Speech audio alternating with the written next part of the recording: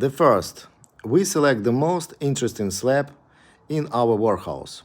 It could be oak, walnut, mulberry, maple, or ash tree, as you see, for example. Then, after its initial processing on a calibrating machine, we study its texture, color, cracks, and knots together with our customer. All this in order to select additional wood to stabilize cracks, decorative techniques, finishing, or tiling options. After that, we discuss how we'll trim its shape, getting rid of unstable parts of our slab. Next, we demonstrate how it turned out and discuss the chamfers.